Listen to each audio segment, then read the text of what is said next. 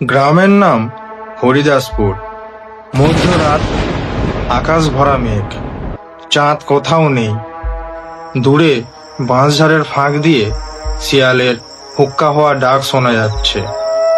গ্রামের মানুষ জানে এই সময়ে বাইরে বেরোনো মানেই বিপদ, কিন্তু জীবন মরণ তো সবসময় মানুষের হাতে থাকে না।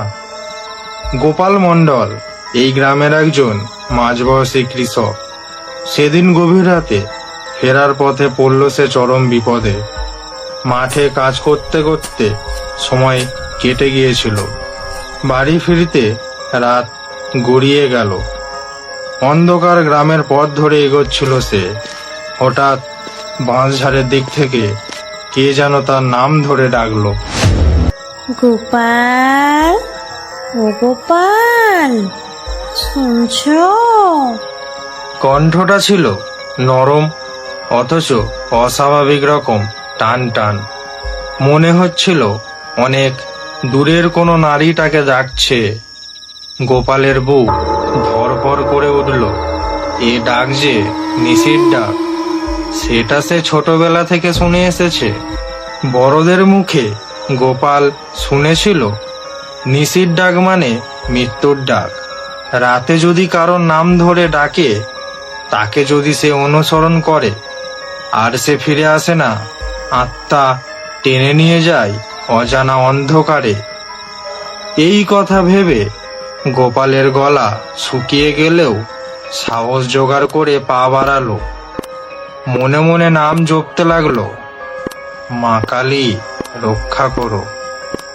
তবুও সেই ডাক থামলো না, বরং আরো স্পষ্ট, আরো কাছে থেকে শোনা যাচ্ছে সেই ডাক। গোপাল, এদিকে আয়, আমি তোর চেনা মানুষ। চেনা? কার কণ্ঠস্বর? যেন তার মৃত স্ত্রী হীরার গলা। 3 বছর আগে হঠাৎ রোগে মারা গিয়েছিল হীরা। গোপাল চোখ বড় বড় করে তাকালো অন্ধকারে। কুয়াশার ফাঁক দিয়ে যেন সত্যিই হীরার অবয়ব দাঁড়িয়ে আছে। সাদা শাড়ি, খোলা চুল, ফ্যাকাশে মুখ। গোপালের বুক ফেটে গেল কান্নায়।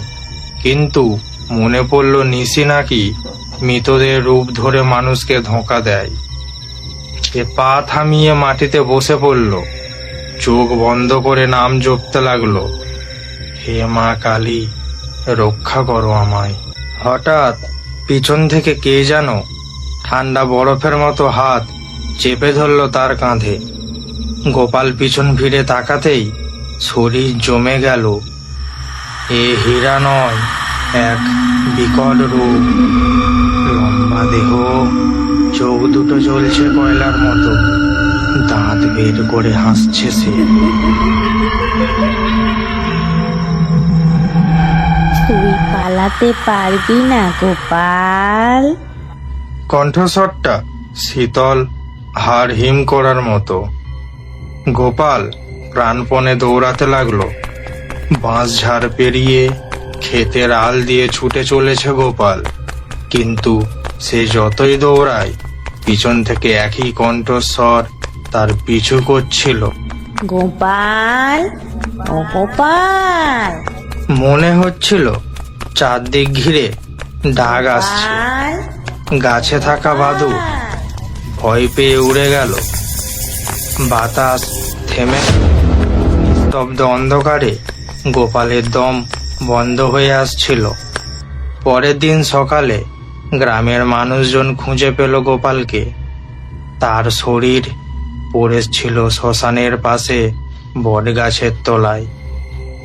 চোখ দুটো বিস্ফারিত, মুখ খোলা, যেন শেষ মুহূর্তে ভয়ঙ্কর কিছু দেখেছিল সে। ডাক্তার এসে বলল এটা হার্ট অ্যাটাক, কিন্তু গ্রামবাসীরা জানলো ওটা নিশির খেলা। নিশি তাকে ডেকে নিয়ে গেছে। গল্প এখানেই শেষ নয়। গোপালের মৃত্যুর পর থেকে গ্রামে ভয় ছড়িয়ে পড়ল। প্রতি রাতেই কেউ না কেউ কণ্ঠস্বর শুনতে পেত, রাধা, এই রাধা, এদিকে আয়।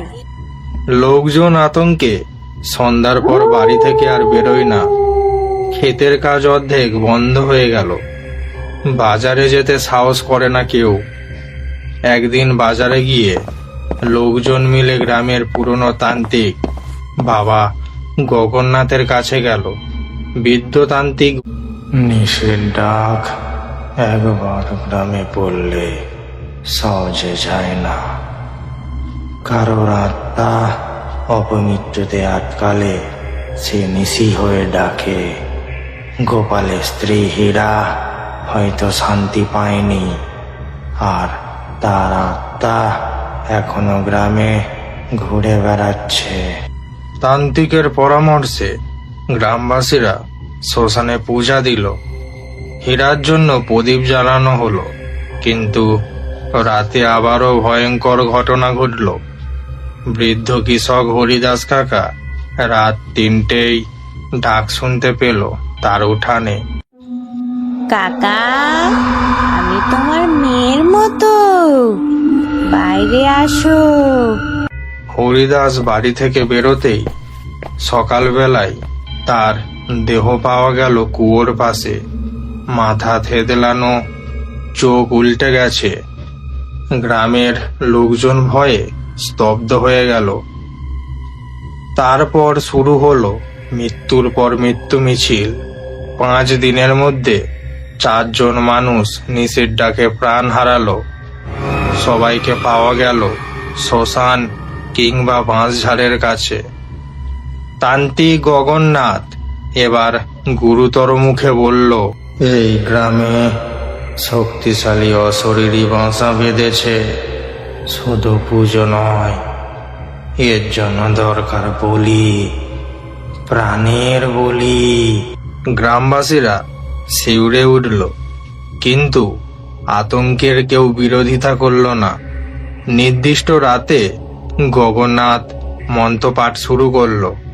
আগুন জ্বালানো হলো, কিন্তু হঠাৎ করে ঝড়ের মতো বাতাস বইতে লাগলো।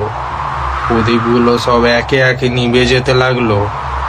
আকাশে কালো মেঘ, বিদ্যুৎ চমকাতে লাগলো। হঠাৎ করে এক ভয়ঙ্কর ছায়ার সৃষ্টি হলো। লম্বা হাত, আগুনের মতো চোখ, মুখ ভরা দাঁত। এই হলো নিশি। গগন্নাথ মন্ত্র পড়তে পড়তে বলল, তোর শান্তি হবে না। আমি তোর আসল নাম জানি। তুই হীরানস। তুই সেই কাল পুরুষের অপদেবতা যে আত্মা খুঁজে বেড়ায়। নিশি গর্জে উঠল।